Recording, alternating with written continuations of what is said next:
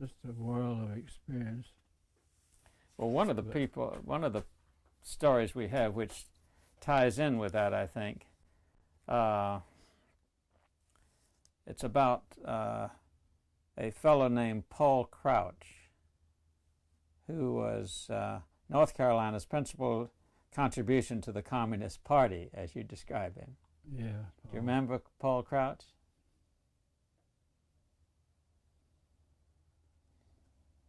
No, not. I hadn't even thought of him. Well, this is a story. Since I don't know. Yeah. Well, this is a story in which you describe him.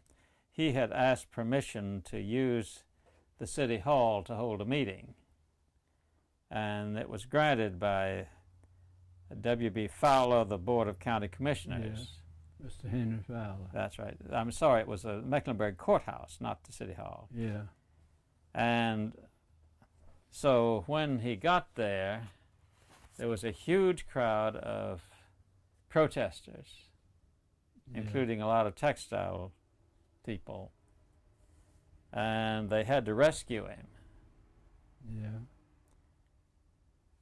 I remember all that. I was in on all that stuff. My dad was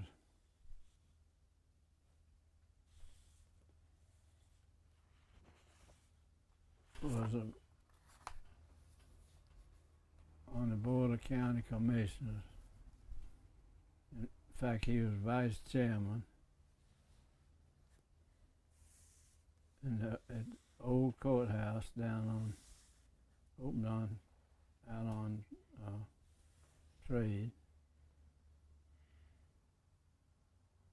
right below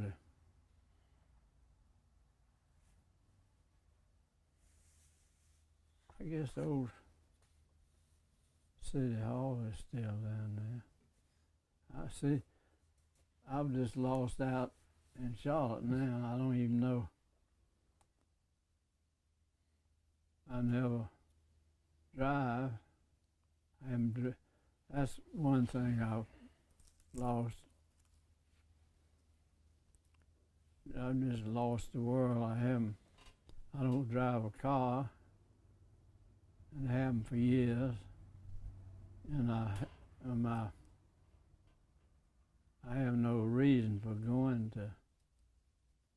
Well, no reason ever to go to Charlotte unless it's just some special occasion, and so I'm just lost the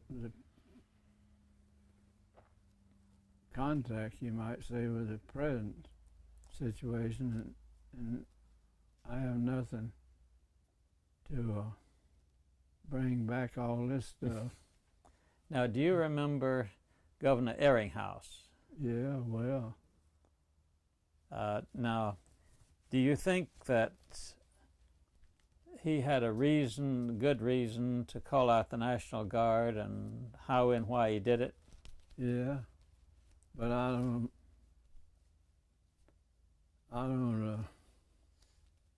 well, that's like all other. That would probably come back to me if I had started looking into it and reading. But now I remember him well, because I knew him well, and I had a high respect for him. Same way with Max Gardner, all the people, Clyde Huey. Now, Max Gardner was also a textile owner. Yeah. Mr. Huey was a character. Oh, I remember him called Clyde Ring Huey. And remember, he always came dressed with that swallowtail coat. Yeah. and the collar with the kind of bat wing. Uh-huh. He was a fancy one.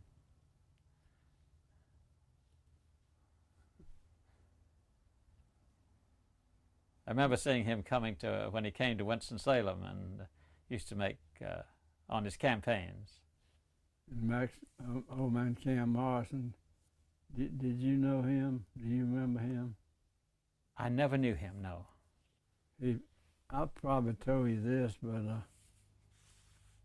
he married Mrs.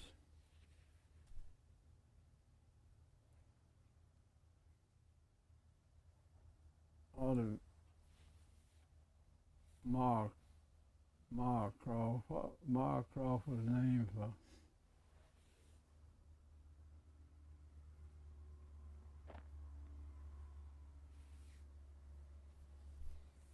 Now finally, I want to ask you about one other thing here, and that is in Belmont on the 18th of September. At midnight, everything is quiet here after the wildest day's disorders since the beginning of the textile strike.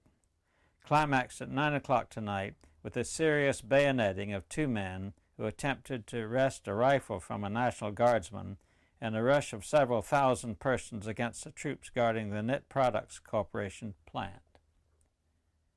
The next day, one of those people died. Does that bring back any memories? Well, just any of these separate things just bring back kind of a general feeling of that whole period. If I keep, looking into it, if you kept bringing out these things that they saw, it's kind of like fishing, I guess, and getting maybe seining with a little net or bag, bring up a whole bunch of them related. That's just exactly what we're trying to do in this film, is to bring up things that'll give us... You see, your reports of the time are very even-handed, and they show why the strikers were doing it, what they were up against, and so forth. But since then, it's all been kind of wiped away except for the violence.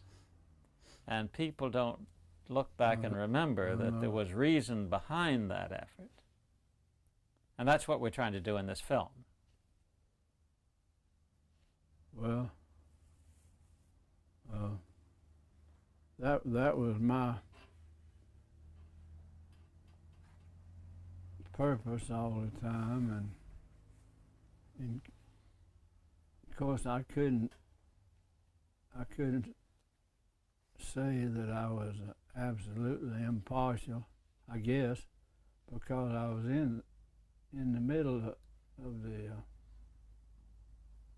rough stuff all the time too. I had some hard times, family, all of us.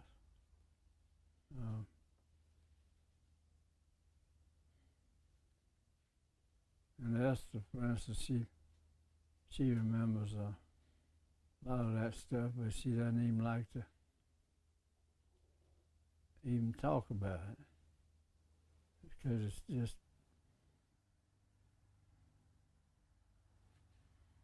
outside of. She didn't get any professional interest in it. Oh, she did in a way, but her situation has so changed. She came here. The principal was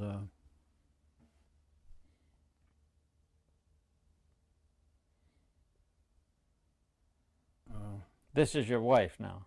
That's right, yes. She is from Virginia, and we used to, at Carolina, Chapel Hill,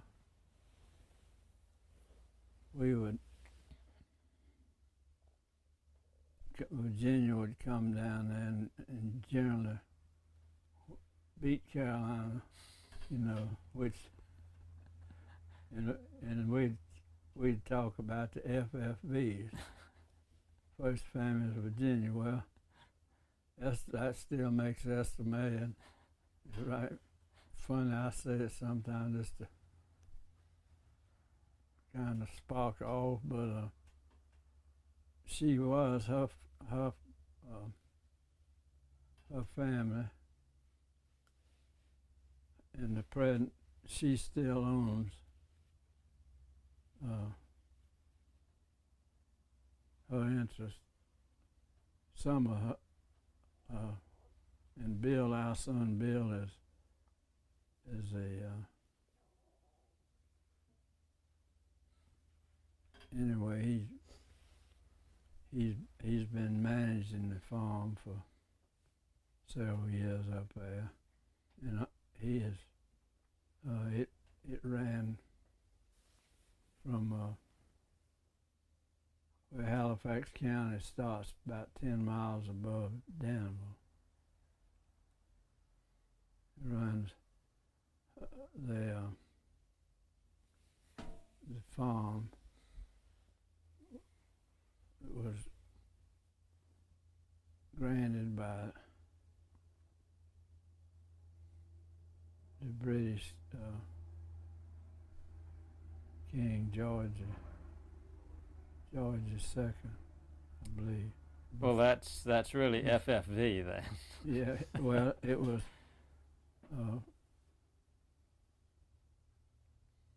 given to her family in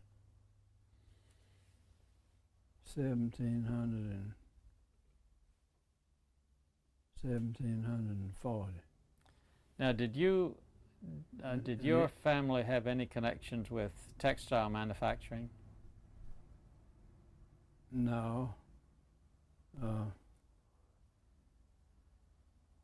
Well, our family, the Blythe, in fact, we're having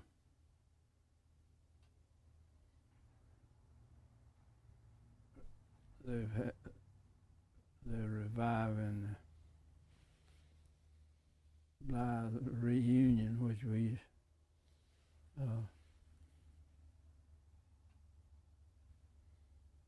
started. I popped over there, still in the family. It was it goes back to pre-revolution on the Blythe side, but this Virginia thing is all tied up with the revolution and prior to the revolution, and I've been particularly interested in it. It ran it ran 30 miles. It ran from 10 miles above Danville at the Halifax County line, ran up that road toward Washington, which is now 100.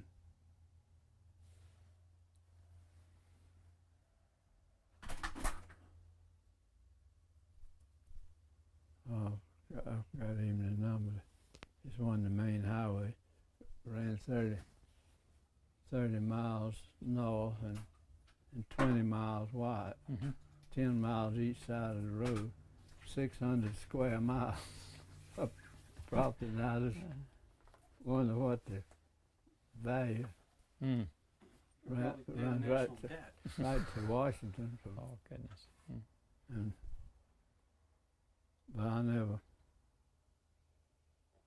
even think of it anymore.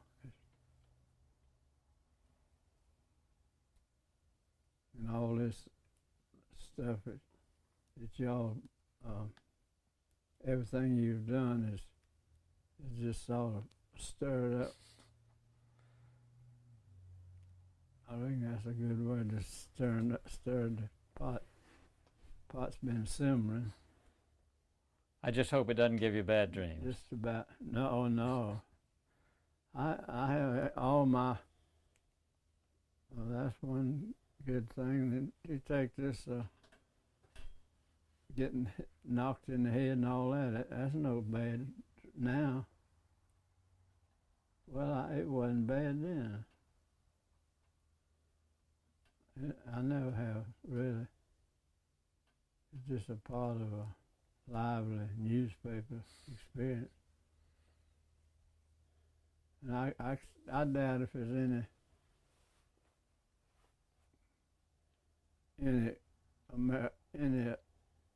American journalist now living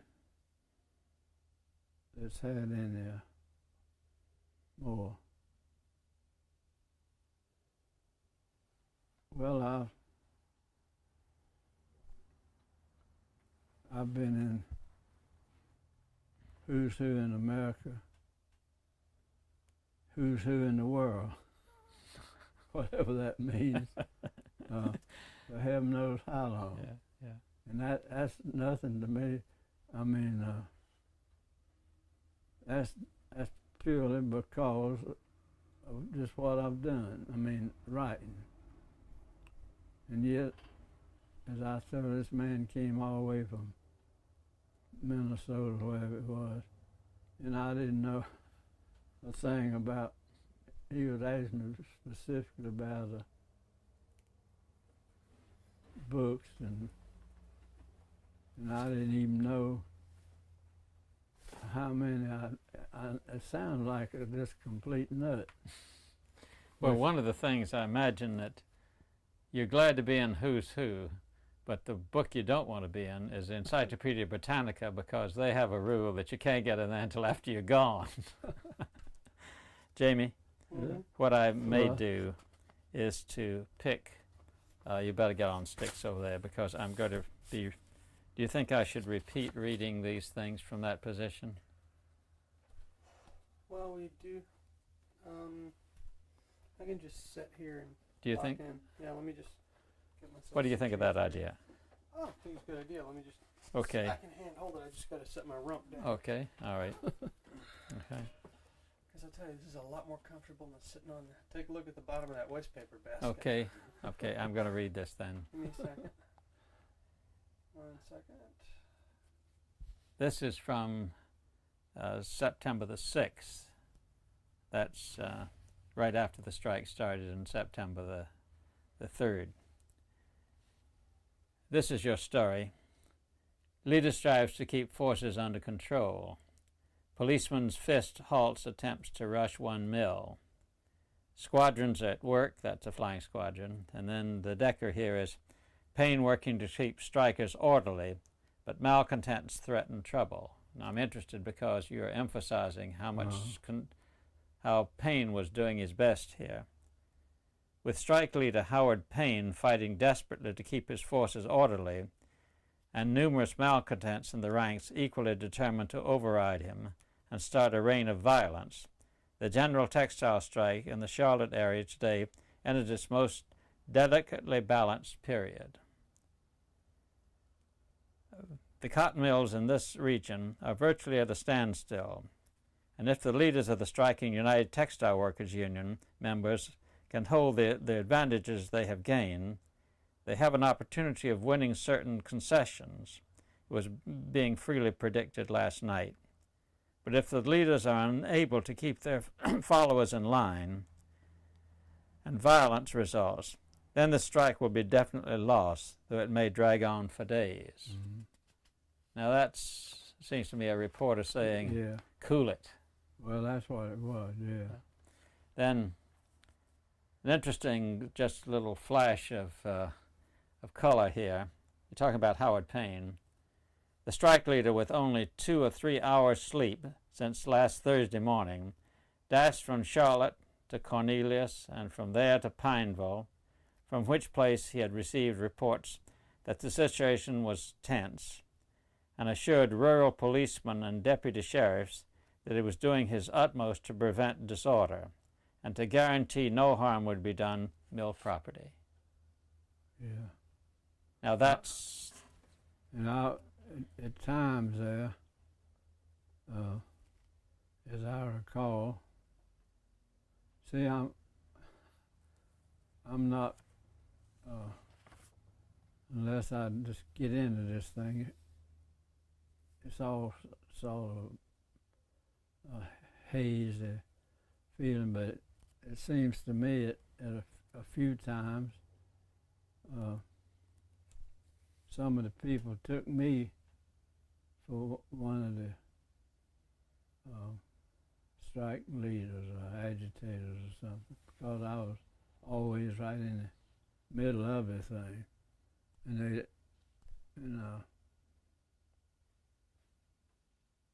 I wasn't, but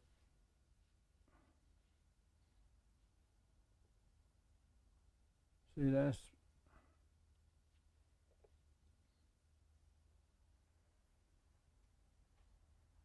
been a long time ago. You were about 34 at that time. Now here's a gun. The next day you're writing, and you're making reference to the earlier strike in Gastonia. Yesterday afternoon, a local of the United Textile Workers Union was organized at Pineville. Let me start again. Yesterday afternoon, a local of the United Textile Workers Union was organized at Pineville after a group of operatives had left their machines and joined the increasing throng of idle men and women. C.W. Knight of Chadwick Mill addressed the group assembled in the railroad station yard, where 5 years ago Pineville mill workers were aroused to a frenzy of excitement by impassioned harangues of Vera Bush, and Carl Reeves, yeah, and other communist agitators. yeah, I remember them very well. Then here's again an interesting paragraph. He said, though the stage was the same, the talk was exactly opposite. The strike leader exhorted his hearers to join the union, to obey the law, preserve order, guard the mill's property, quote, stand behind the flag and Franklin D. Roosevelt, whose name is signed at the bottom of this code, unquote, and in every way conduct themselves as peace-loving, law-abiding citizens. Now that's a very different feeling than one we get from almost every other reporter covering it. Why? Well, what others do you get? Well, we get stuff from this AP man who said that everybody was violent. We get the headlines from Winston-Salem saying that they were out with machine guns and tear gas and so forth. And you were emphasizing strike leaders who are trying to keep peace. That's what interests me so much.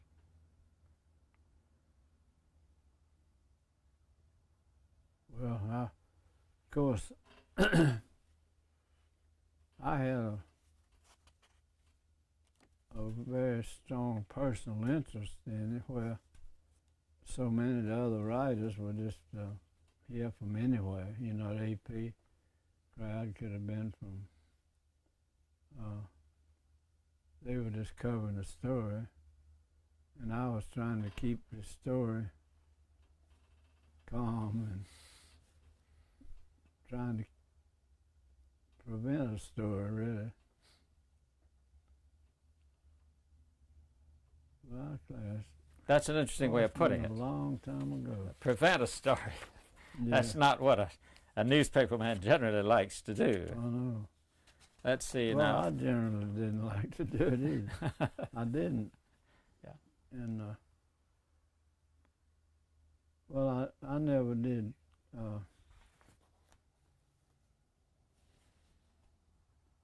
try to overemphasize a thing. I guess that's the only really difference. So many writers then, and I guess still,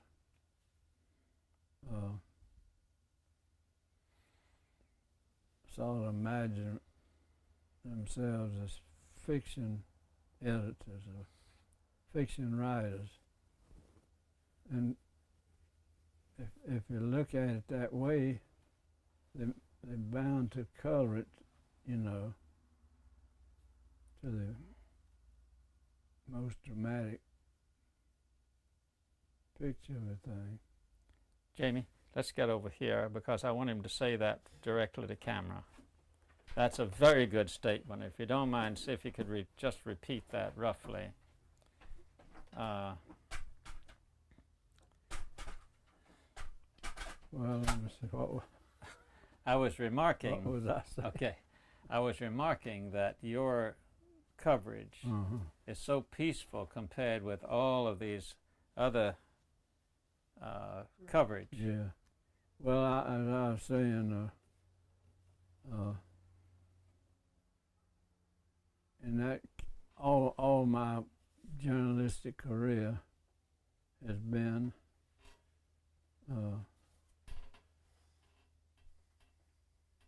as a participant in what was going on, or as a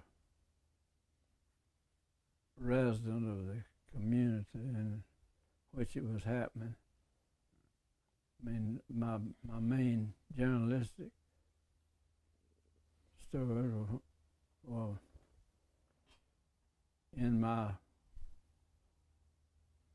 territory, my where I live. I've lived in Mecklenburg County all my life. Right here, in fact, in Huntsville. I'm right now within 400 or 500 yards or less of where I was born, and and this is the farthest I've ever lived, farthest my home has ever been from where I was born. Then and I've been I was on the Charlotte News in 1924. Had a job at one of the prime jobs in the journalism in North Carolina, making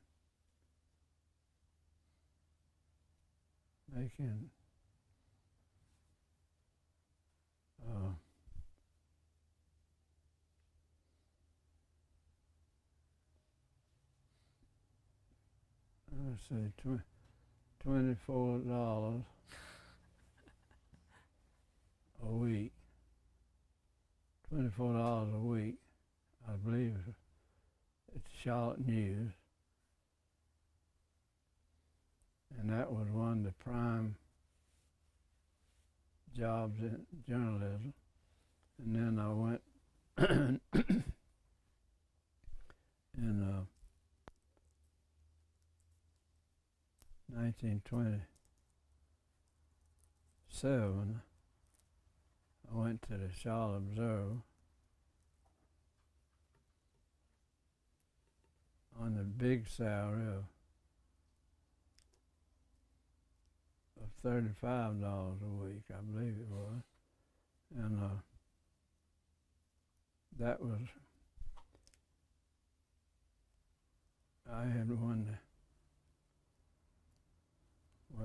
of the top jobs in the state, journalism. But that just shows how things have changed. And all that time,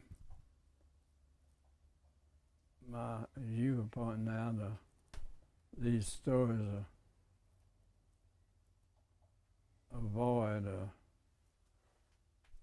well, they're sensational because they were sensational. They were covering sensational things, but they weren't handled in a sensational way. That's what I tried to keep them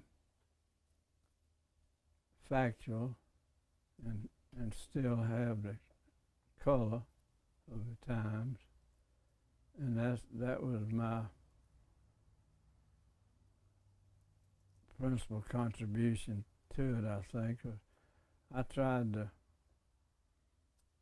in all my writing books, I've written a lot of fiction, but I've tried to keep the fiction in a reasonable way, not just wild flights of imagination, but, well, a lot of them are pretty wild too, but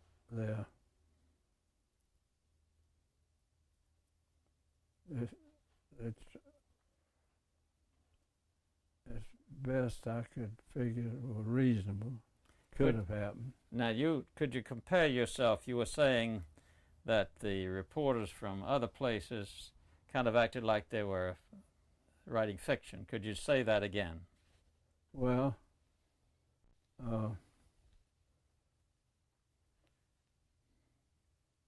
don't mean to be unfair to them, but what I'm getting at is that they had no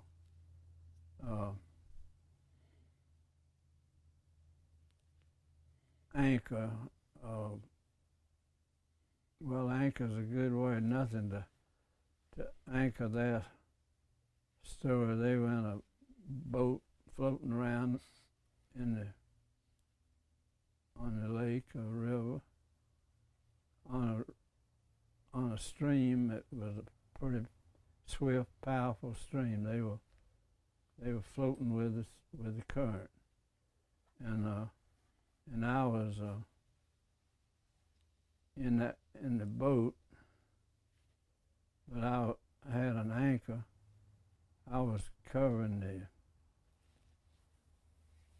the scene as more or less as it went by me,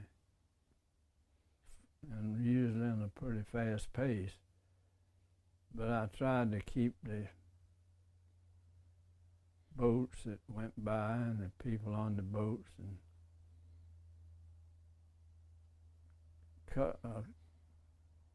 photograph them, you might say, and give the color, the picture, and the action, and still have it accurate as far as what was happening. That's about as near as I can, and it's all been so long ago, that part of it, and I've had so many projects and books and whatever since then to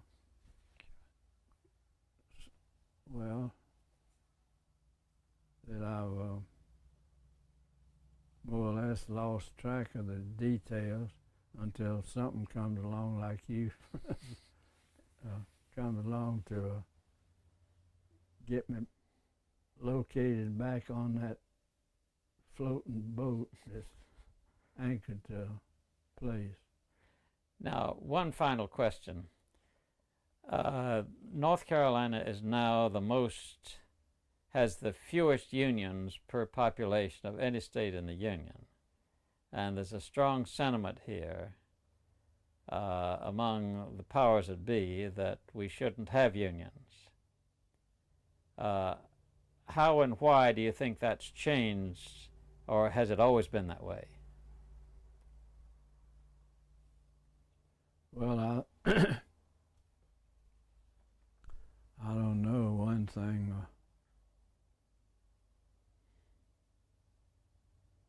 North Carolina's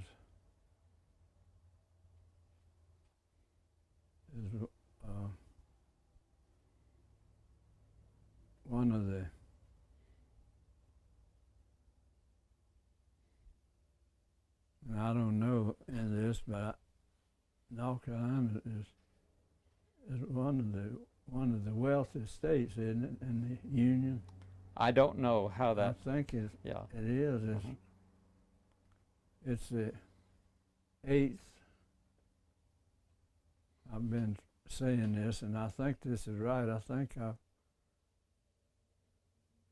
it's the 8th largest state in population in the Union. At any rate, it's a very good business is certainly is not promoted by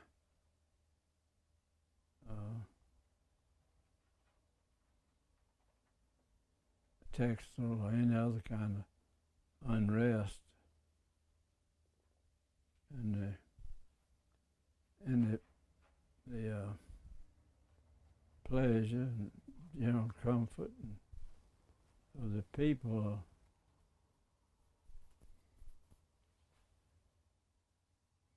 just depend on good working relations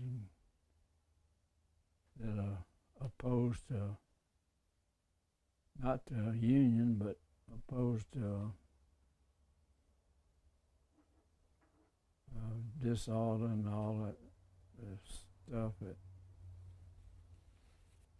in the early days were maybe provoked in some way by some of the union activities. I don't know. When were you ever a member of the newspaper guild? No. I've never been a member of anything except the church and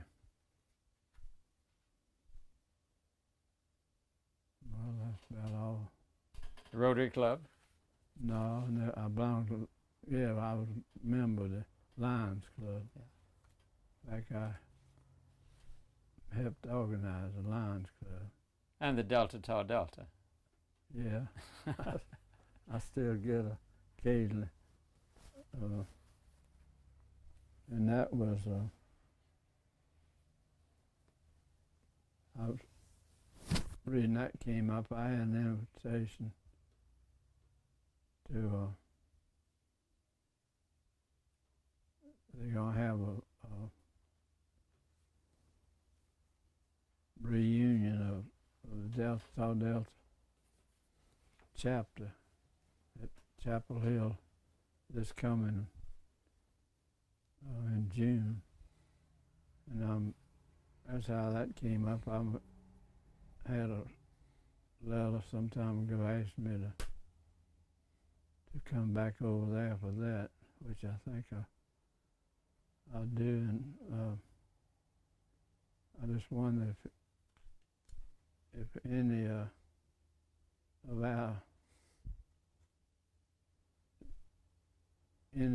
any of the ones in there with me are still living. I don't even know. I may be the only one. Okay, yes, that's right. So, shall we go out? Would you come out with me? Okay, yes. Okay.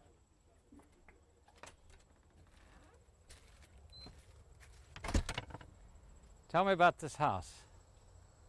Well, you've been in this. And then over here? We'll pick it up right here. Okay. Come tell you about the house again? And then tell me about the house. Well, the house was built in 1926, I believe. It was first this section. Oh, that, this is two-story part. I see. Here, over to right here. And then half of that present was just a little side porch. You walked out that door and to the side porch, and no, just open porch. But this land has been in your family for how long? Well, my dad bought this, came here to had an auction sale in about 19 and I think it was 1907, somewhere thereabout. So it's been in your family for a long time. Yes, and then when I was here, and he bid on it. They had a couple of auctioneers were twin brothers, and I've forgotten the names. Anyway, they were very famous. They wore a full dress outfit and high top of hat, and they did the bidding, the auctioneering together. Exactly same words. Just like that. And he bid on it. I was down here with him. He bid probably not over.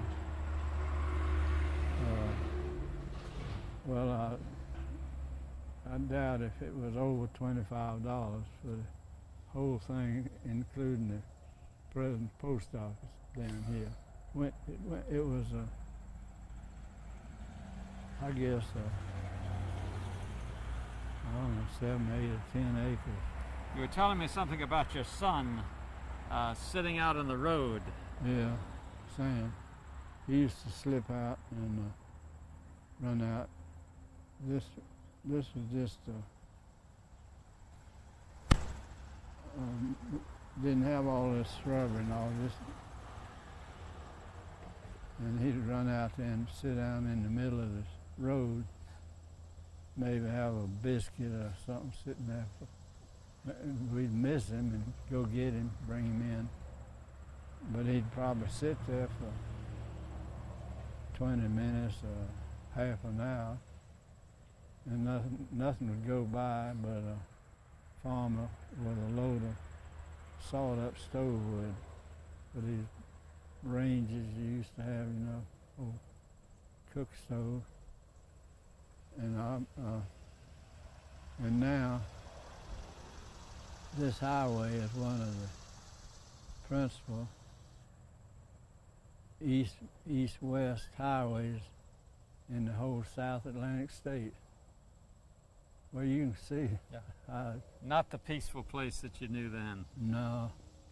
Well, it's still very peaceful, but and that was a field out there, cornfield, and ran our home, the big house up there in front of the schoolyard. Oh, that's where you were born?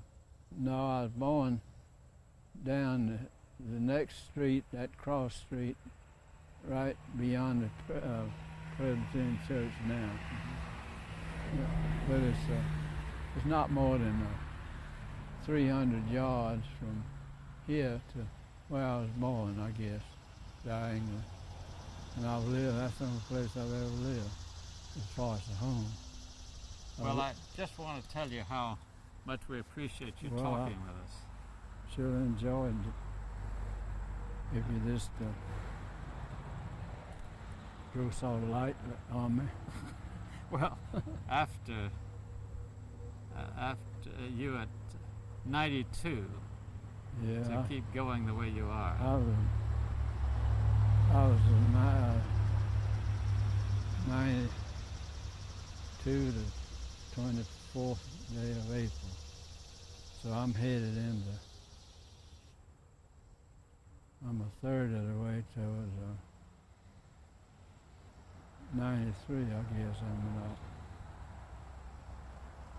about. I walk about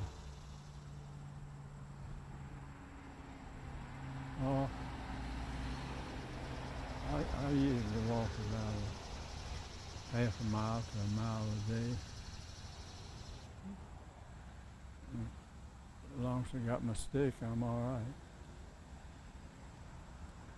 That's my most valued possession now. That's that walking stick.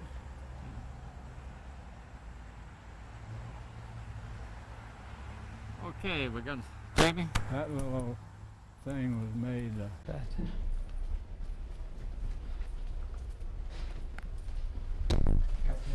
Heafner, yeah. Yates, Heafner.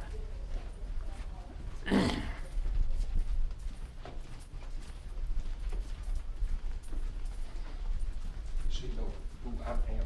He doesn't. No, he just knows that we're bringing a friend. Just a friend. That's be interesting to see if he recognizes you the way other people have.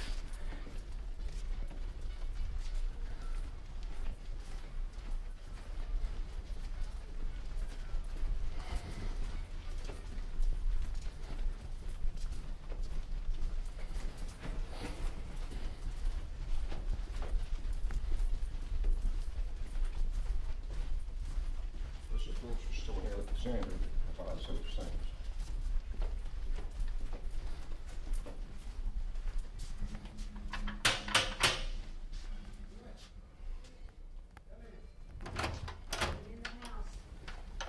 Hello, how are you? Good to see you. Oh, it's good to see you. Good No, to ma'am. see you. How are you? Good to see you, ma'am.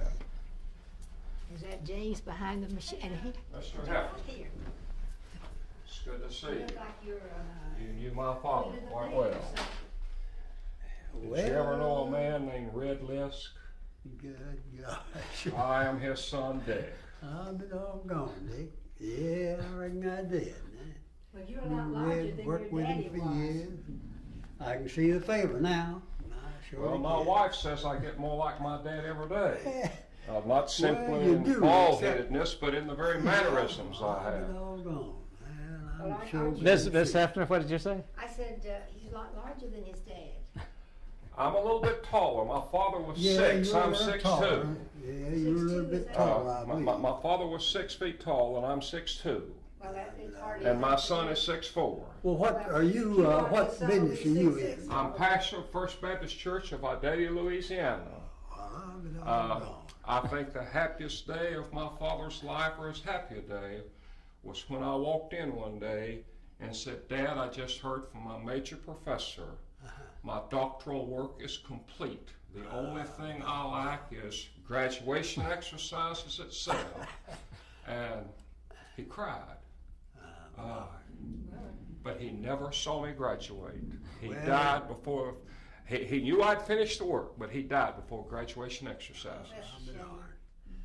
Well, Red would appreciate such as that. He's Well- the type that would. He was the one who encouraged me to go to school. Well, sit down. Where would you? Why don't you sit right here? I'll bring a chair. Yeah, that'd be better. Gotta get one of these. Yeah, one of these. But my father came out to live with us, my wife and I, where we lived out west. After Mother died, he came out and lived out near us. He had to live in a nursing home because of his heart. But his mind was as sharp as it ever was until the day he died. How old was Red when he died? 65 when he 65. died. Well, that's young, man. And the doctor told me, William Shull here in Charlotte, in fact, Yeah, told Dr. me Shull. before Dad ever moved out, he said, "Dick, your daddy's dead. He just won't lay down and quit breathing because no man can live with the heart that he has." He said, "Medically, it's impossible." But Dad moved out to be close with us, watched his sons or grandsons play baseball. Well, he never complained much about No. it. You didn't hear much, many excuses given by Red. I laughed. He went to a nursing home, and it's a large nursing home he was in, and they had a domino club. Men played dominoes, and Dad had never played dominoes. But you know the kind of mind my father had, and he started analyzing the game and what took place. And when Dad went to the hospital the last time, he was the acknowledged champion, and one man told me, he said, "I didn't like to play with him. He's the only man here I never could beat." Sit down, get comfortable. Why don't you sit over here? Yeah. Is that okay to Jimmy? Well, I've been doggone. It's a pleasure to Would see you- you. I've been doggone. But- You know, nearly all my contemporaries back in those days, they died, passed away, and. Well, Um, this is what I told somebody the other day. I said so many of the people that I knew that my father worked with have passed away and what have you. Roy Lawrence, Guy Watson, so forth and yeah. so on.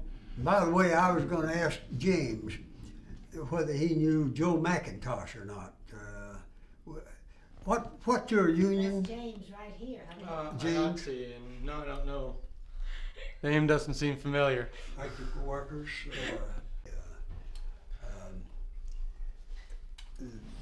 I've forgotten Peter Munn, Peter Porter, a bunch of them. One of the young reporters was Julian Scheer. That boy really went up in journalism after he left here. I don't know whatever happened to him in journalism, but one of the best writers the Charlotte paper ever had was the guy that wrote No Time for Sergeants, which made a story out of Andy Griffith. What was his name? I'm trying to think. My wife was telling somebody the other day about we had not been married very long, and we were spending the night in a motel, and I kept her awake in bed beside her, reading the book and laughing as I read the book. Well, Mr. Heafner, Yeah. could you tell him your favorite memories of his father? Well, I worked with Red, I don't know how many years, but it was a number of years, as many years as he was active, because yes, I was with the service 40 years, and remember beginning work with Red. Now the exact years I don't know, because as I say, it's been 50 years. But what I enjoyed was, as I told you when you were over here before, working with Red, Red looked facts in the face, regardless of his sympathies. And I could always get Red to sit down and accept reason as long as he knew he was getting the truth. And I tried to be truthful and not mislead either party, and I was pretty much a separate conference man until I began to get them closer together. And as long as you told them the truth in private conference. Hello? Yeah. Yeah.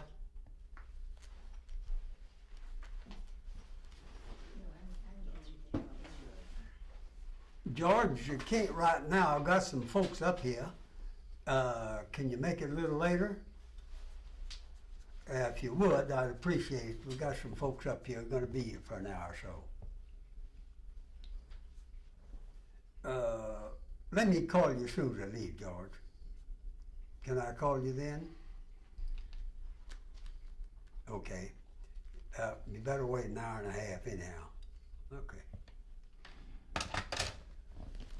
You were saying Dad looked things in the face. The reason I enjoyed working with Red as much as I did was because he knew when it was time to call a halt to something that he was put into, and Red was pretty much of a guy to be sent in to conclude things, something that the younger boys would start and lead off on. Before it was over, generally Red would come in to be to close it out or to pass on it or whatnot. You know, during the Union drive down here, when they put on the big drives, they had so many young guys, young fellows would come in, and you'd always look at Red, kind of as the Daddy Rabbit, one of the Daddy Rabbits would come in, and we'd call him, and help conclude matters, and help them withdraw things that it was impossible for them to get through negotiations, and he just knew his business, that's all. He was a good man to work with. I worked with him for years. Don't think that Red and I ever had any differences that we couldn't sit down and mutualize ourselves. And when you can do that with a man where you know each other pretty well. Let me ask you a question. Yeah. Somebody asked me a while back. In fact, I've been asked several times since Dad died. Yeah. What made your daddy tick? What was the driving force that made him give his life as he did? And as you know, sometimes he had to put up with some rather unpleasant circumstances. Yeah. What impelled a man, and I don't think this is a son's pride, but I think my father had the ability to have been a success in a number of areas other than the one he was in. Yeah. What impelled Dad to give his life to what he did? What drove him? Well, you're asking me that I'm asking question? you your opinion after having worked with him. Well, of course, I knew him only in that one capacity, and I'd say this: he was he had a lot of zeal and a lot of. No one could deny the fact that he was really interested in what he was doing, working with people, and he enjoyed it. He didn't go in with a glum face and a dead countenance, so to speak. Red always, when he entered something, he was vivacious. He was straight to the point, and with me, he was always honest, and it didn't take long to come to a point with Red on any particular issue. And you know as well as I do that back in those days, that with the number of young fellows they had and the way they'd submit agreements, particularly after 35, the Wagner Act was passed, why, and they became certified if they did, and negotiations began. Well, I'd start out with one party asking for more than expected to get, other offering less than expected to be accepted. Well, that was probably a necessary part of negotiations, but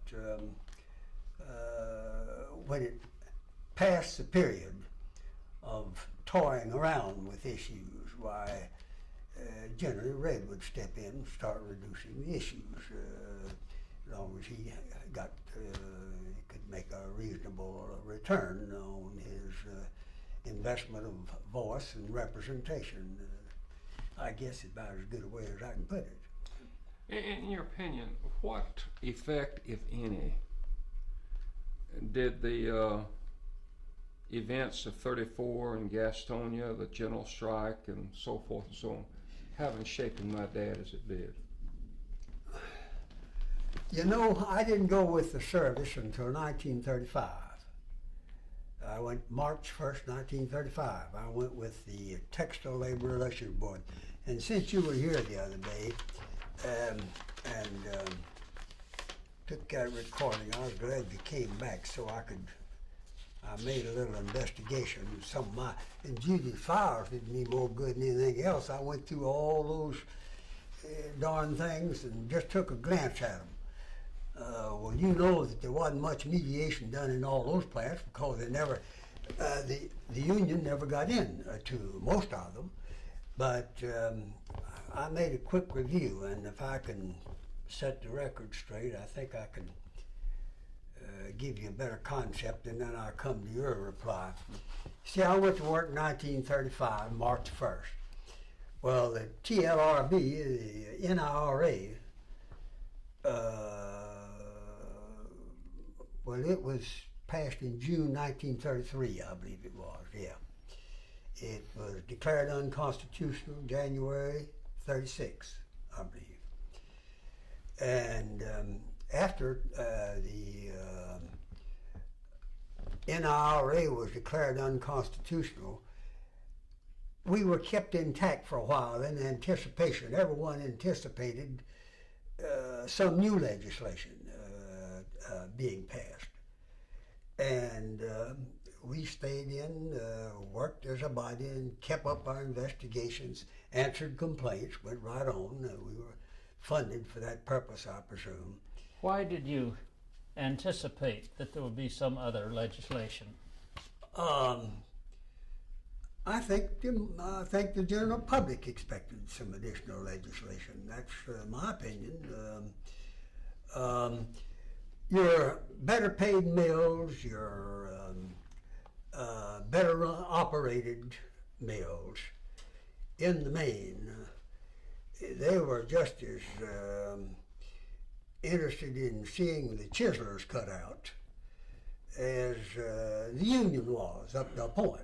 Not for the same reason, maybe in every case, but they had an interest. Let me follow mine through here just.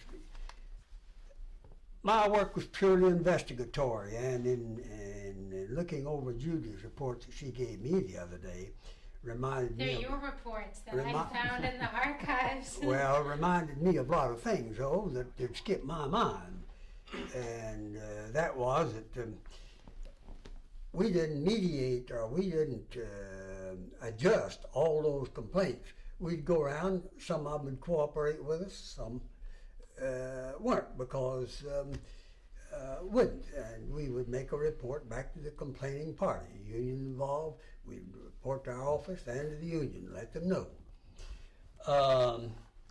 Now that Wagner Act, after the NRA was declared unconstitutional, the Wagner Act was passed in '35, I believe it was. Isn't that correct?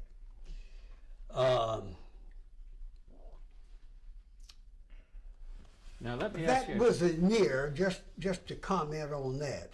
We went through a period there when I was with the TLRB in which there was more near a commonality between unions and companies than on any other issue, and that was to be sure that everybody lived up to the code, even though the NRA was dead, because the high-paid mills didn't want the competition. The unions were interested because if they had wage reopeners in the contracts they had, they would try to negotiate on the basis of maybe those who had reduced their wages and weren't living up to the code of the NRA. And that is one thing, just to be frank with you, that gave me a big advantage, I think. I had the opportunity of working 1 year in which trade associations, textile associations, which was primarily my work at that time, unions, and the mediator all had one thing in common: to see that the code was lived up to. And even after NRA was declared unconstitutional, the same thing existed. And there was no big fight. I was able to, well, let's put it this way. The advantage I had was that I had worked closely with the associations, called on all these manufacturers, knew most of them, the long list that I was given, and had an opportunity to pretty well size up their attitude toward things, as well as the union. On the union side, I knew both sides very well. By the time I got into mediation, after the Wagner Act was passed, and after it was passed, then it passed from mediation into negotiation. Now, the interesting thing to me is that the manufacturers seem to be interested in keeping the wages that they'd had in NRA and the hours, but they weren't interested in keeping the 7A, which said that they had a right to form a union. Well, that part we had absolutely nothing to do with, as you know, because if we went in and we couldn't do anything unless we were accepted mutually in those days, because as an investigator, all we did was investigate, report the facts to the complaining parties. And it became wholly different after Wagner Act was passed in '35. As I say, then it went from investigation into negotiations. Do you think that the end of the way the 34 strike ended, with so many people getting blacklisted, that had an effect on whether or not the Wagner Act got passed? That, of course, is hard to tell. I don't know. The Wagner Act was passed, let's see, in '33. When did let's take a look at this. Wagner Act was passed in '35. NRA died in 36, declared unconstitutional. Well, the Wagner Act was already passed, that's right.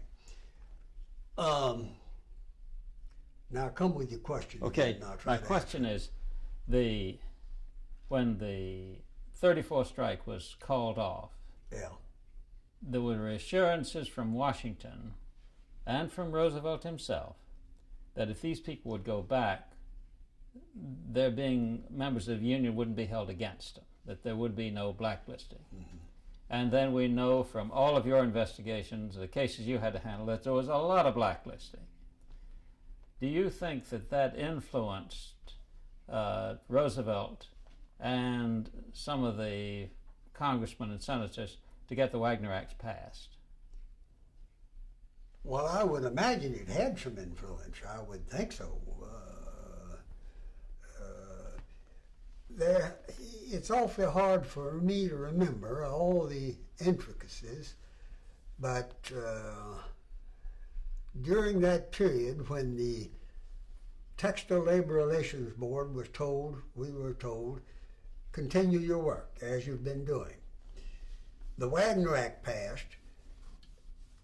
It's so hard for me to recall the transition as to which cases I was on as a negotiator rather than an investigator.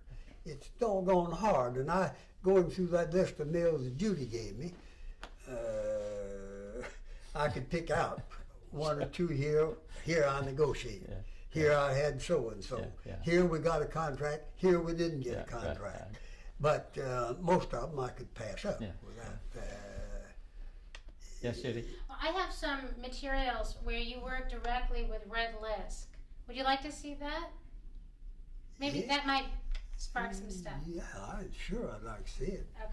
I guess there never was 3 months passed or over 2 months passed by that I didn't stop by and consult with him. I'd report to him the violators. He was just as interested in knowing about violators because he had one of the higher wage scales, you know. You're talking about Cannon now. Yeah, Cannon. I had learned to know him well.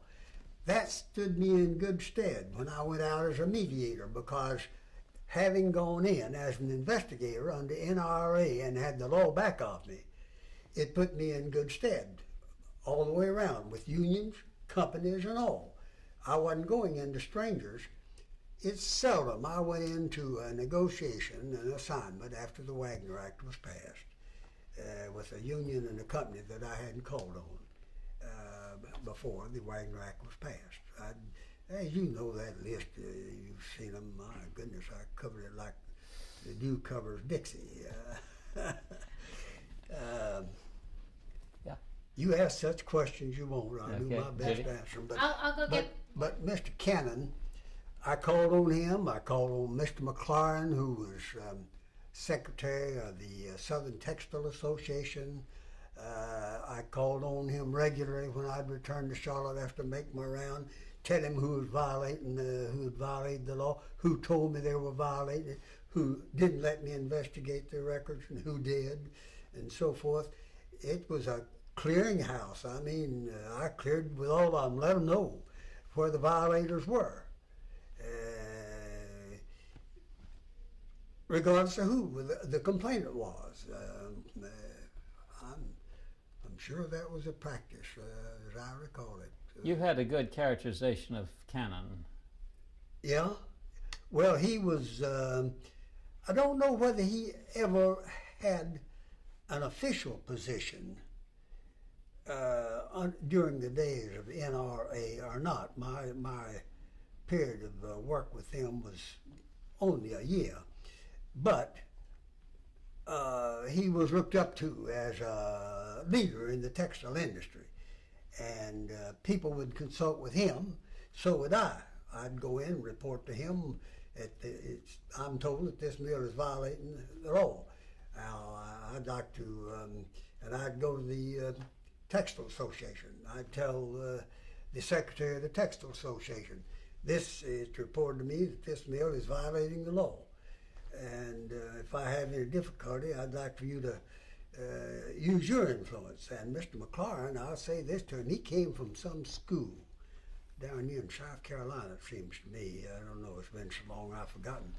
But he wasn't a completely closed mind sort of a guy. He was I considered him a friend of mine and a man who helped me in a lot of cases where I might not have been able to make the investigation I made had it not been for him getting in touch with him.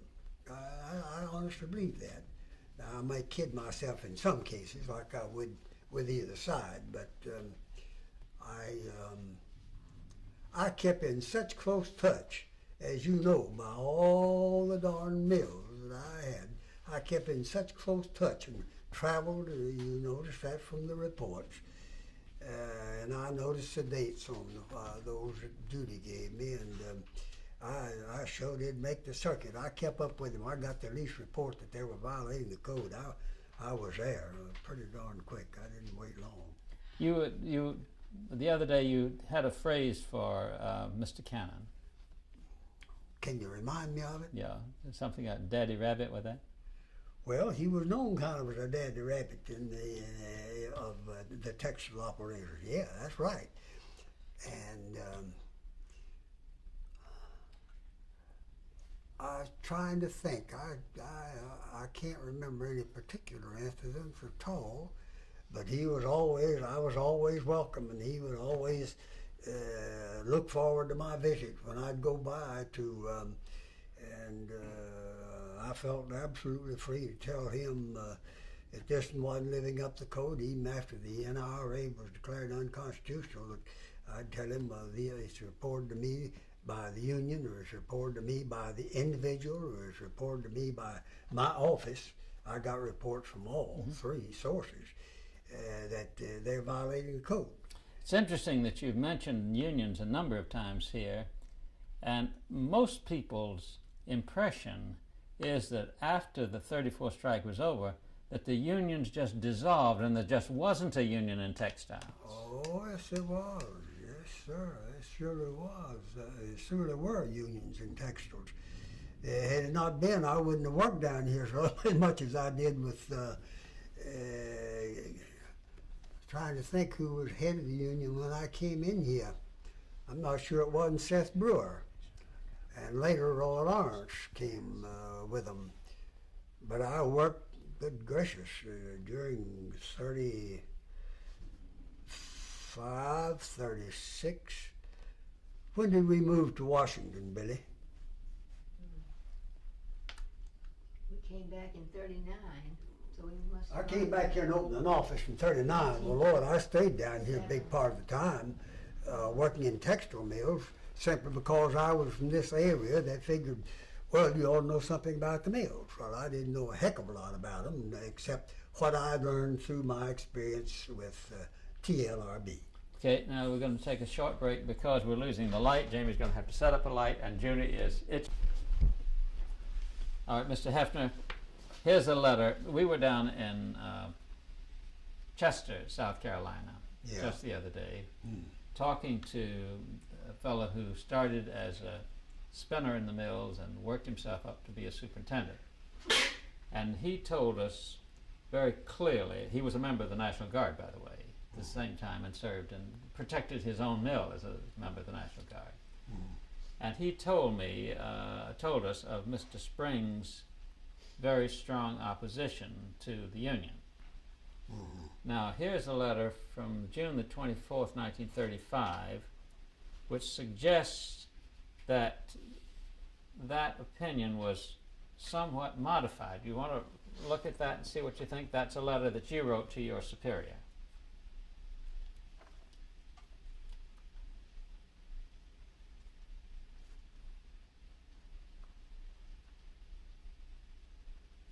Can you read it out loud? Yeah. Could you read it, sir? While in Lancaster, South Carolina, today I talked with Mr. Elliott Springs. He assured me of his interest and willingness to take up any matters regarding complaints or dissatisfaction that I might have had at hand at the time of the Supreme Court's decision. I informed him that I had no complaints at hand to take up with him. Paragraph. Mr. Springs, in speaking of the Wagner bill, stated that it could be very far-reaching in its interpretation, particularly as regards the management influencing of labor. However, at the present time, he felt that he had his employees satisfied in general, that he felt that he could continue to keep them satisfied if he could operate full-time,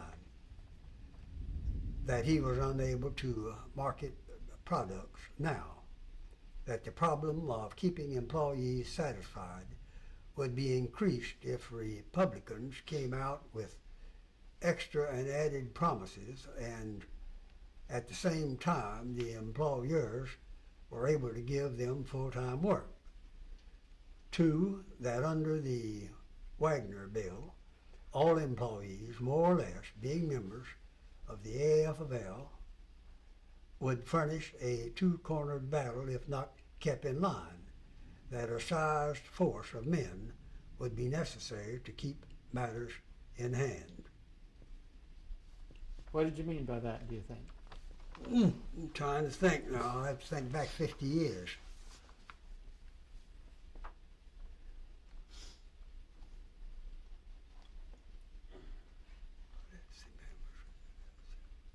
Now this was June 24th, 35. That was, let's see, June. This was after the NRA had died. Just Shortly. very shortly afterwards. Very shortly afterwards. And before the Wagner Act had come That he in. was unable to market products now, that the problem of keeping employees satisfied would be increased if Republicans came out with extra and added promises. At the same time, the employers were unable to give them full-time work. 2, that under the Wagner bill, all employees, more or less, being members of the AFL, would furnish two-cornered battle if not kept in line, that a sized force of men would be necessary to keep matters at hand. Golly, I don't know what I meant by that. I know I had one complaint from a mill that was run by Elliott Springs himself. It was about, as well as I recall, it concerned a complaint of overtime, and he was confused over the pay. He thought he wasn't being paid fully for the time that he spent. I talked with Mr. Springs about it. He gave me a conference on it.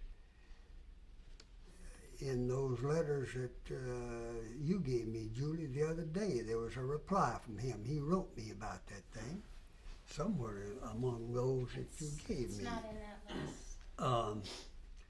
Anyhow, he picked up the phone while I was in his office, as well as I recall. Now, this is a long time ago, and if I make a fault in my memory, it's not intentional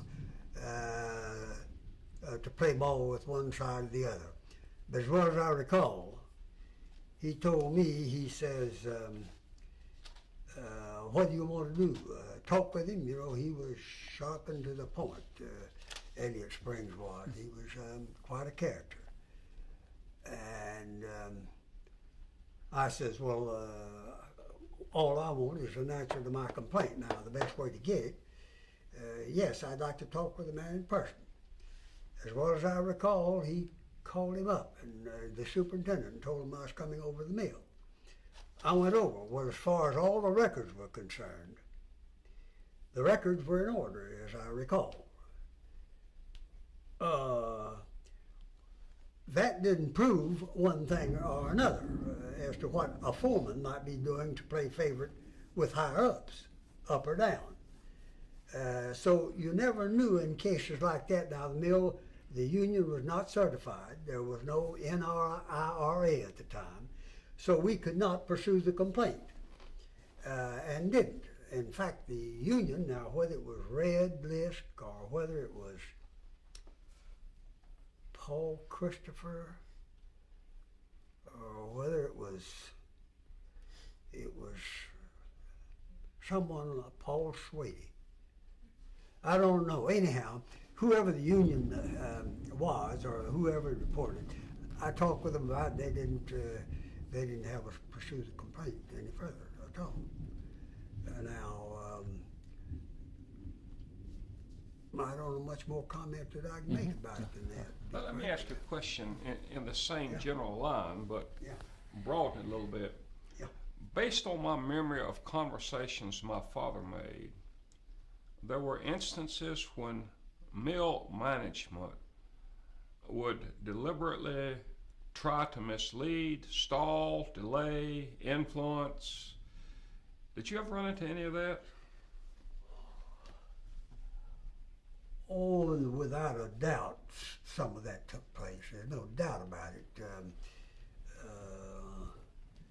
As I say, all the good and bad, all the bad people are not on one side in this thing. I know that. And as impartial as I tried to be, and be fair with everyone concerned, why, you ran into situations like that. In fact, I'd say this, that we had complaints on file when the NRA was declared unconstitutional. And I'm satisfied that I had at least one case more where after it was declared unconstitutional, I was not as welcome as I was before. That's one way to put it without being usually derogatory, I think, but Seems to me yes. that's not surprising. Oh, no, you expect that because you had people, you had chiselers anywhere you went. There's no doubt about that. You had some. I think one of the maddest I ever saw my father, and I don't remember who it was, but I remember my father, as my son would say, was bent plumb out of shape.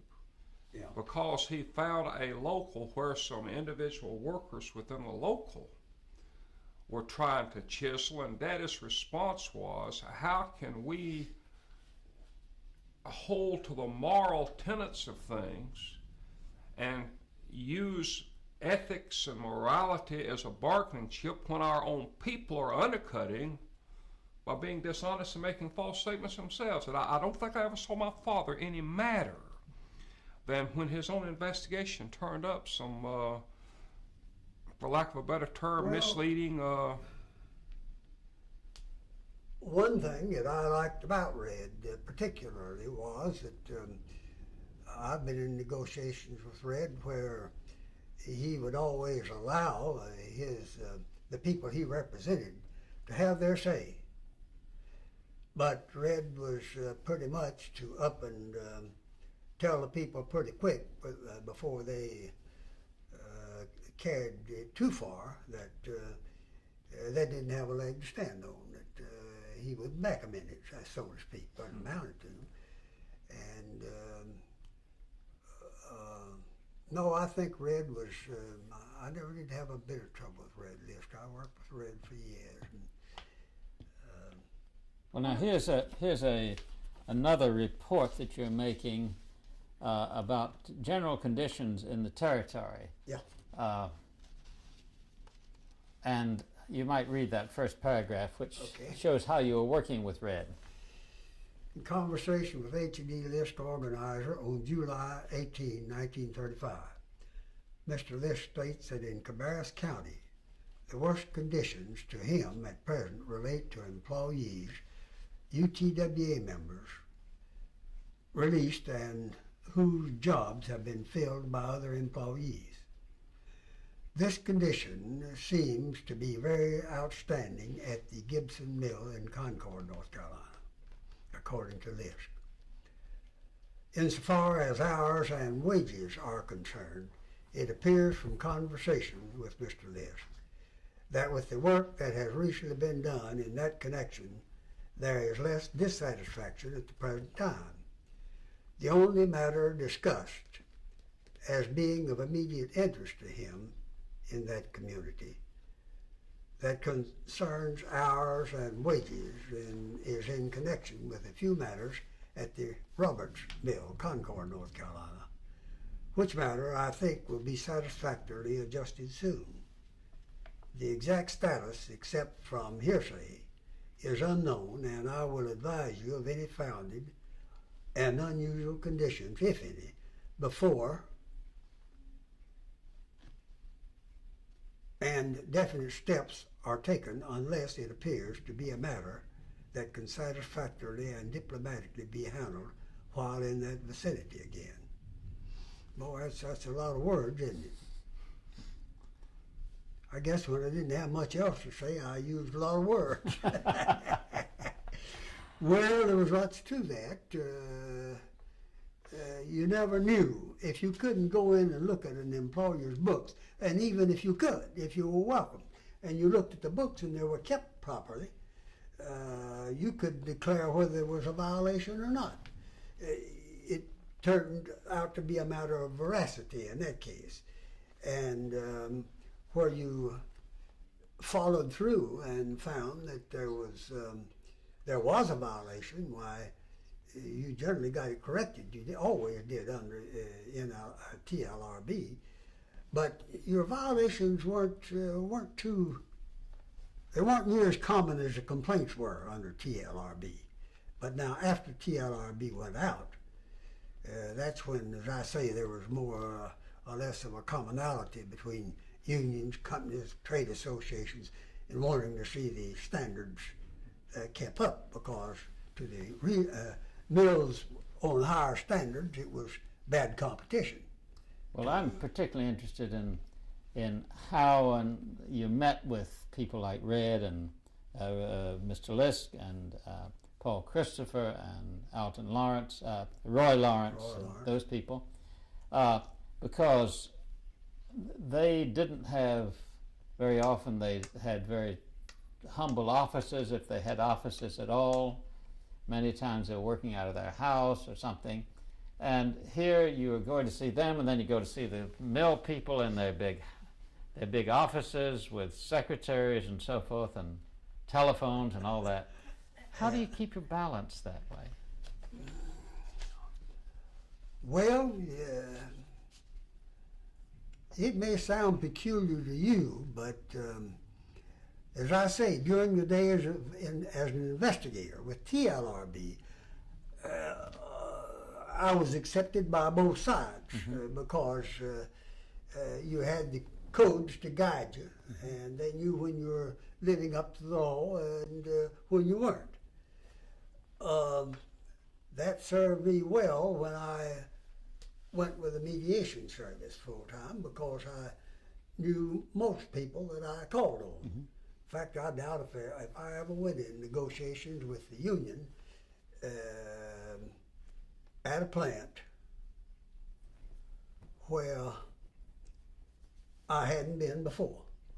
I doubt I don't know if I went over them plant by plant, whether I'd find any that I hadn't called on, because by the reports that Judy gave me, my goodness, I covered them all. You certainly did. Yep, I sure did. And I reported, I did the same thing with unions. Now, I can, under TLRB,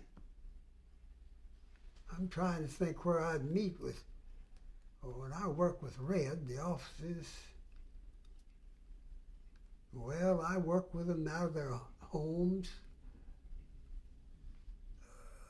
I presume, but I can't think much. They had offices of some sort, generally speaking. Here in Charlotte, they had them out on, forgotten the name of the street right now, my memory escapes me, but they always arranged, and even at that, some of the unions that did not have, whether it was textile union or not, some of the unions that did not have offices didn't have enough business to sustain an office in a town. would be in another union office and get space in there. We had some of that in different vicinities, not only in Charlotte, but in other places. But I was trying to think of where all I met was. I remember two places the offices were when I was of college age. At one time, the textile workers' offices were just off South Tryon Street, just one block off in a little side street. And then they moved to a building just off Central Avenue in the Plaza. Central Avenue. Central Avenue and Plaza. That's right. I know that's. And one of the things I remember was my father was regional director and still did not have an office where he could shut his door to have a private conversation. He had a petition that came up about shoulder high, which is the way the offices were arranged. But the only place in the office where he could go and shut the door and not be overheard was where the mimeograph machine was.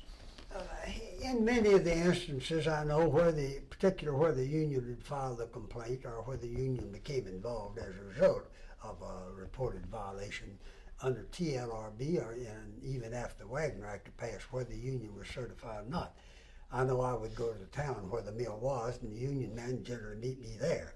Well, the local union, if they had an organization, would have some place to meet, or you'd meet in their home, wherever they were. I guess there was a lot of that, and you know that recalls memories to me since you bring that subject up. I've been an awful lot of times with union representatives whom I knew, and they'd meet me in the home of the complainant or the person that had filed the complaint. Now that was interesting because so many of those complaints were anonymous, or they ended by saying, "Please don't use my name." Some of them were, yes. Some of them were. But they trusted you somehow. Yes, I would say this. You could pretty well depict now if a man filed a complaint, and I think I pointed this out to you the other day. A man would file a complaint, say it didn't come to the union. It came to our office in Washington. I'd call on the mill and the officers of the mill, and I'd talk with them, and they would say they'd permit me to look over the books.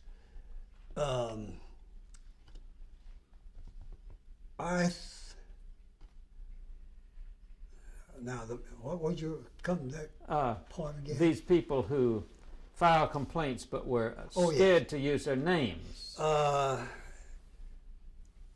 Yes, I've been told by people who file complaints to not use their names. I'm sure of that. That wasn't too general. Where the union was involved, the union generally made itself known. They would ask or either ask me to try to arrange a conference. If I could get a conference with them, whether they were certified or not, well, I'd meet. And it's just like after the Wagner Act was passed in '35. Believe it or not, there were some few mills that would have had met with the union that had never been certified. I don't say there were any preponderant majority, but you had a few. And as I told you the other day, and I remember the town that I spoke of, it was in Lexington, North Carolina. And I don't recall the gentleman's name right now, but this complaint was filed under TLRB. And it was under investigation. We'd been up, had a conference with the company, Frank Crane, who was Commissioner of Labor at the time, was with me, I think, on that case. He generally joined me when he could. And we made an investigation and found that there had been some finagling going on. And in the meantime, the NRA was declared unconstitutional. The man who really owned that mill was a man that lived in Charlotte and had an office in the Commercial National Bank building here in town.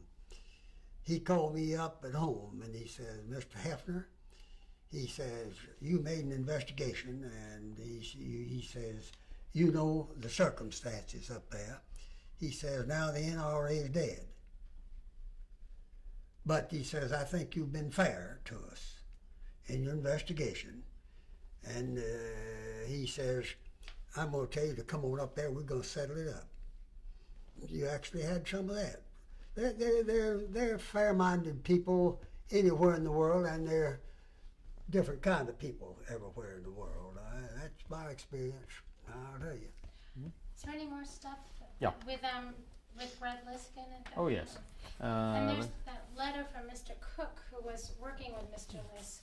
Okay. Yates, Cook, the street you were talking about was Pecan Avenue, where the Union. Pecan Avenue, that's where the Union offices are now. That's right off of Central, parallel Central. Yeah. Runs right out there. Now here's a letter that you wrote to Mr. W.C. Taylor, Walter Taylor, yeah. the Textile Labor Relations Board, and you're reporting on what has happened since the Wagner Act was repealed. You want to just look over that and maybe want to read that? Yes, yeah. Maybe we could do that after Dr. You're right, Murphy yeah. leaves, so that we can. Okay, let's. I'm sorry. We'll hold that just. Yeah. One other thing. Mr. Cook, I got the Yeah. money, yeah. Okay, why don't you read Lester Cook's Yeah. letter? Yes. Okay. Here's a telephone conversation between Mr. Taylor and Mr. Heafner.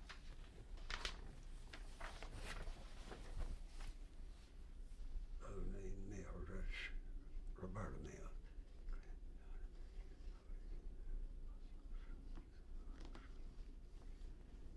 You may want to read that out. I told this, my capacity was only as a mediator, and he asked that I just go over there. Taylor, just remember you have only mediation authority, and there are no provisions of the code to be enforced. Let me know the details, and I'll report it to the Cotton Textile Institute. Keep me informed as to all information you gather and as to your daily whereabouts. This was on June 17. That was just right after the NRA died, as I recall. Mm-hmm. Isn't it? Yeah, we had to draw in our authority to some extent, as you can readily realize. But read that out because it shows Lisk's Heafner, attitude. Lisk insists that I offer my services at the above named mills. They claim they are underpaying their employees. There was no strike, just a lot of strife. I told Lisk my capacity was only as a mediator, and he asked that I just go over there. Paragraph. Taylor, just remember you have only mediation authority, and there are no provisions of the code to be enforced. Let me know the details, and I'll report it to the Cotton Textile Institute. Keep me informed as to all information you gather and as to your daily whereabouts. Yes, that's probably what I was told to do at that time, because with the NRA declared unconstitutional, we were in a state of limbo for a while. We didn't know whether we had, we kept on investigating complaints to try to find out, but we didn't, right after it died, not knowing what was going to occur, we didn't as readily go in until we got into mediation, I guess, because the Wagner Act came up in '35, and then we relied on certification, because if a mill was not certified if the employees were not certified as a bargaining agent in the union, unless the company would mutually agree, why, we had to back off. There's just nothing else that we could do. Well, the thing that interested me here is that Lisk understood that, but he wanted you there anyway. Right. And your boss is telling you that all you can do is report it to the Cotton Textile Institute, which was an industry. Now, if it had been before the NRA was declared unconstitutional, I'd have been in there right quick. All would have been necessary would have been to report it to me, and I would have investigated on Lisk's request. That's right. I just wanted you to know what difficult position your father must have been in, because here there was no legislation. The last legislation that had caused this great effort to organize was gone, and yet he persevered. Well, now Yeah. here's another angle of it. I might have been in the same town where there were 2 or more mills, see. I might have been in there a month before the NRA was declared unconstitutional. And people know you're in town, of course.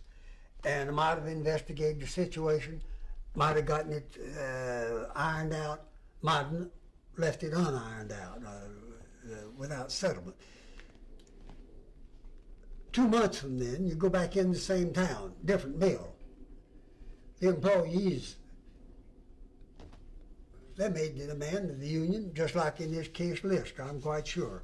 That Red, in this case, thought at least an appearance might help the situation from his viewpoint, help him either try to work out something or either forget the matter, depending on what he found out.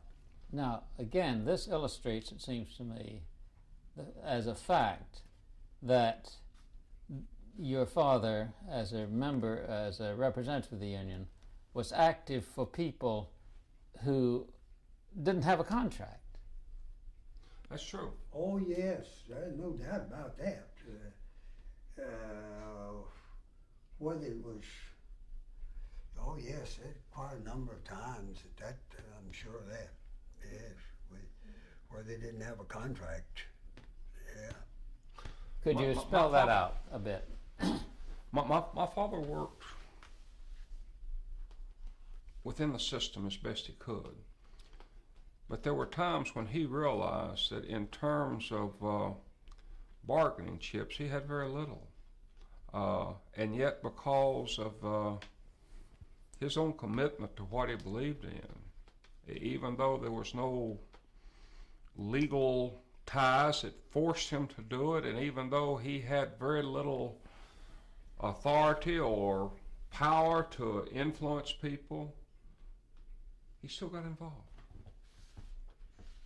I was thinking about that letter from Red. I don't remember the exact case exactly, but I'm sure that in a case like that,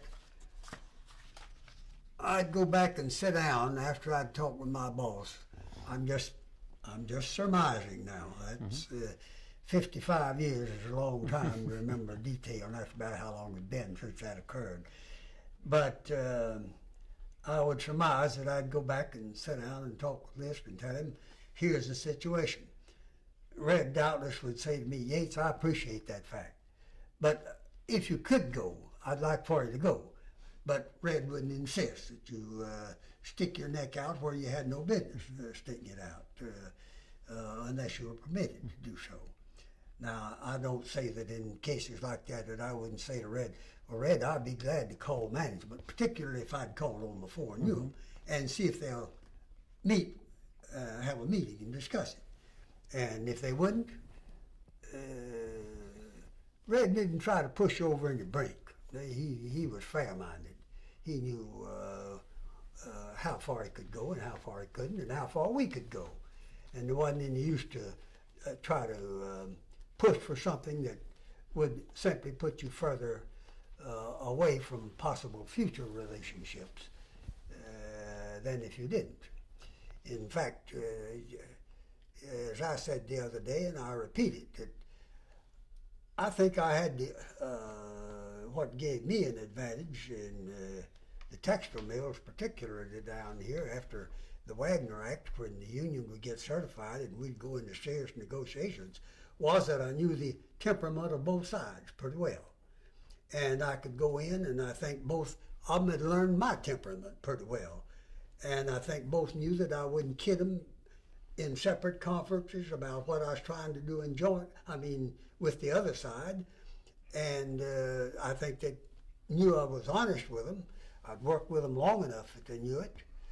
And once they learned that,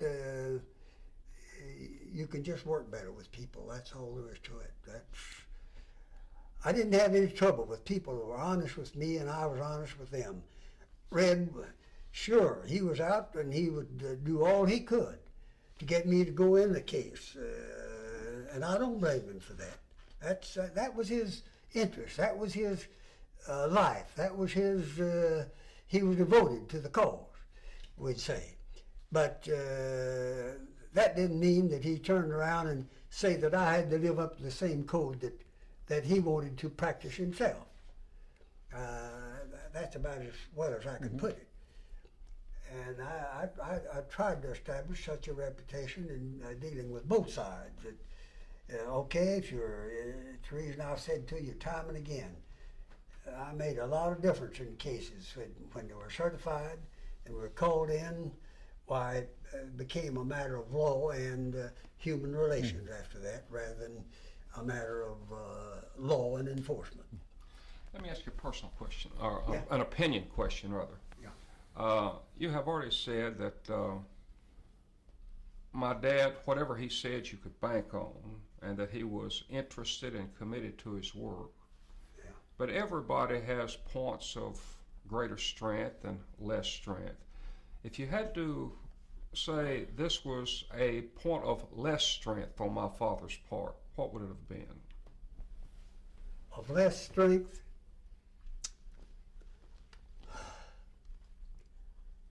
Well, of course, I knew Red probably as well as most any union man I dealt with. As to their personal habits and lives, I was never, and every union representative I've ever worked with, I think, would tell you this, that I made it none of my business to invoke myself or to bother myself to inquire into their personal side of their lives. And I don't think they bothered me in that direction at all. If they hadn't, it wouldn't have made any difference, because my dealing with them was what I was assigned to. And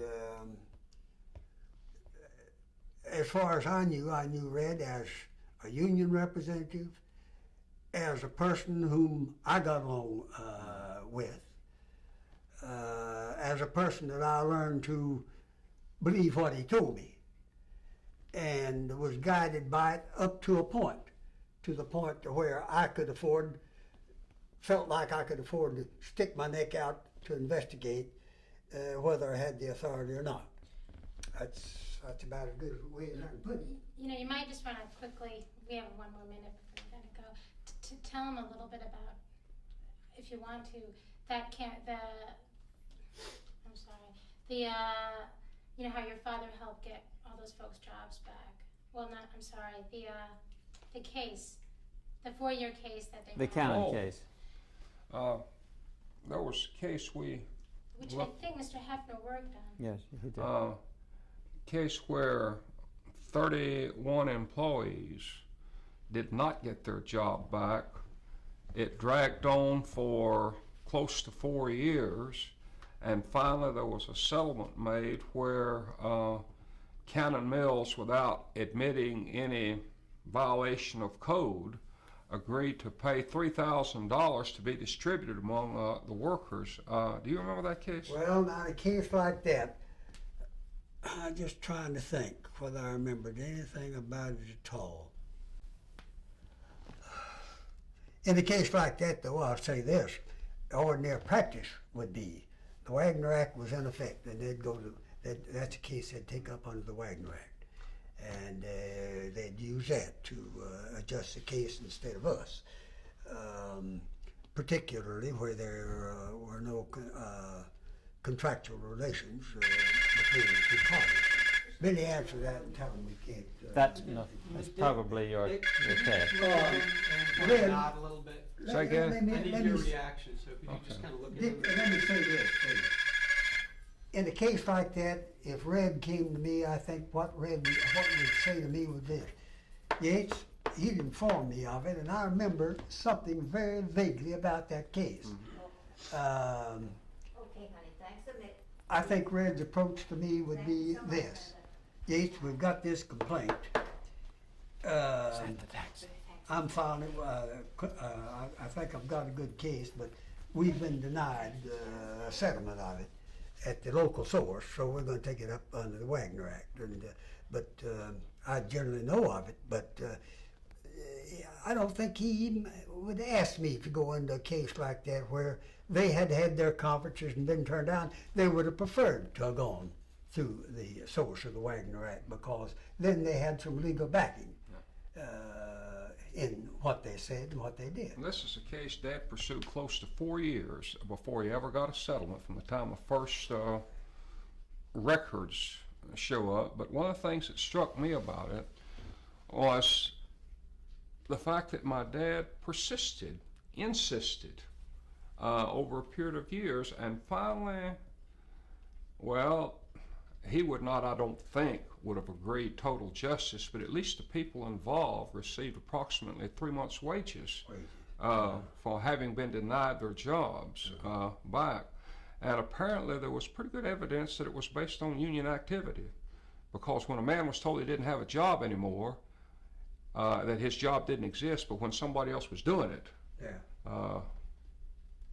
and there were 31 of these in this particular case. It's certainly been a privilege to Well, it's to been a meet you. privilege and a pleasure to see you, and to recall the days of working with a man that I worked with as much as I did Red. And I'll say this to you, not because you're his son, but I had told George before that I enjoyed working with Red. He was fair to me. And coming back to this last case you mentioned, the Cannon case, I'm sure that if Red Lisk, I'm trying to think of any other cases I had, if Red Lisk had come to me with a case like that, it would be to inform me, to keep me informed as a mediator, so I'd have the flavor of things rather than to get me to pursue it as a mediator. He'd say, I'm taking this up with the Wagner Act, but I'd like for you to be informed. Red was, he kept me informed just like I'd keep him informed in matters where he was involved and where he was a certified representative. One of my memories of my dad has was this stubbornness, not in the sense of bullheadedness, but in the sense of saying, I just don't quit. Bulldogishness. Well, yeah, that's as good as it. He just didn't quit, he just kept on. Yep. But I'll say this, my experience with him now, I don't know about others or your knowledge, but I think I have a pretty good knowledge of him. He knew though when the dead end was reached. Yes. And he was pretty honest and I think that's an accurate assessment of my father. well, that's the way I saw him. Anyhow. I think that's an accurate assessment. I have certainly appreciate it. I have a plane to catch, and I appreciate so much getting to meet you again after all of these years. Well, my goodness, it's been a long time, and as I told them when they came down here, if they hadn't come pretty soon, there wouldn't be any of us. It's a pleasure to see you, and I don't guess I'll get down to Louisiana. By the way, did this storm affect your section? The only place, or the only thing that we've had, and I talked to my secretary this morning, we have had exceedingly heavy rains, but the town in which I live has had no particular damage except, just heavy rains and what have you. Mm-hmm. But 100 miles south of us, it's a different story. It's a different story 100 miles south of where I live. Yeah. Mm-hmm. Well, I'll tell you, that was a terrible thing. I declare it was. Sit here and look at the pictures and just, you wish you could do something for them, but nothing to do. Dick, so nice to see you. Good to see you. George, I'll look forward to seeing you again, but unless you come up this way pretty often, I don't know how long This is the first it'll be. time I've been up here in several years. Is that right? I saw an aunt yesterday I had not seen in 3 years, and had supper with a cousin I had not seen in 4 years perhaps. Mm-hmm. So I don't get up here too often anymore. Well, come back see us. Bags in the car. Oh, okay, and I've got a key. I'm right behind you.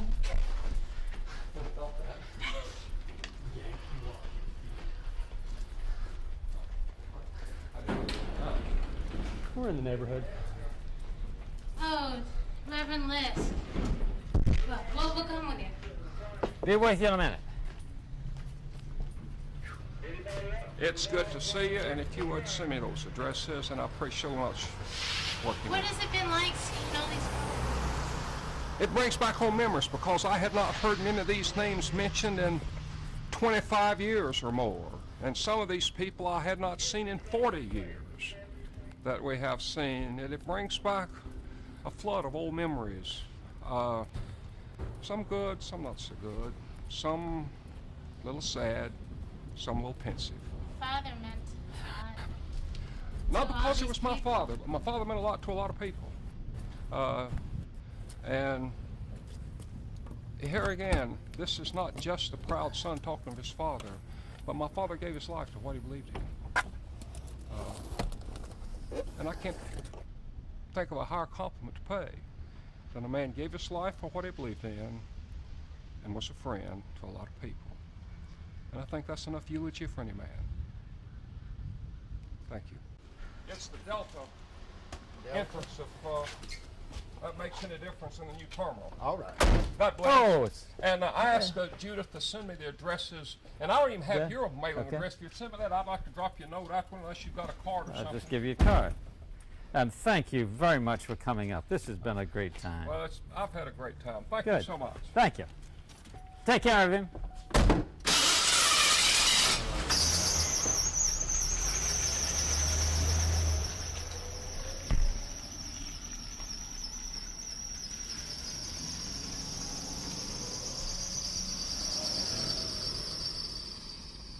Oh, what a great guy.